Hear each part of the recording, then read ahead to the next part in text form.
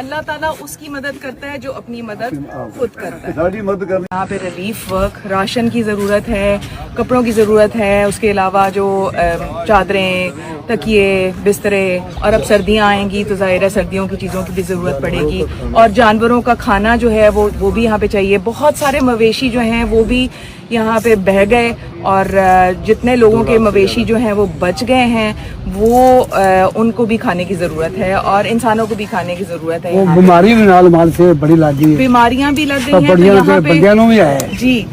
تو یعنی کہ ان کے مویشیوں کو بھی جو ہے وہ میڈیکل ایڈ کی ضرورت ہے، اور انسانوں کو بھی یہاں پہ ایڈ کی ضرورت ہے، کیونکہ یہاں ملیریا، مچھر اتنا زیادہ ہے کہ یہاں پہ ڈینگی کا بھی پھیلنے کا جو ہے نا خدشہ ہے. تو یہاں پہ اگر جو ڈاکٹرز ہیں اگر وہ یہاں پہ کیمپس لگانا چاہتے ہیں تو دے آر موسٹ ویلکم، اور جتنے بھی لوگ ڈونیشنز کرنا چاہتے ہیں وہ مجھے بتائیں، اور میرے انسٹاگرام کے اوپر مجھے بتائیں. اور ڈولمن سینٹر کے اندر جو ہے وہ گیٹ نمبر 2 انٹرنس 2 کے اوپر جو ہے وہ اپنی ڈونیشنز جو ہیں وہ God help those who help themselves.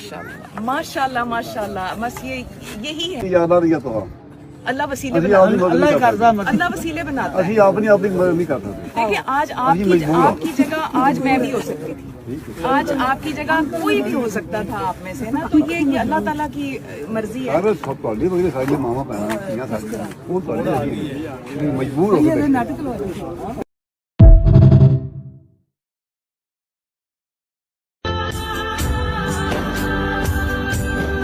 زمیں کے بالوں میں خاک دیکھو، اجڑ گیا سب یہ راکھ دے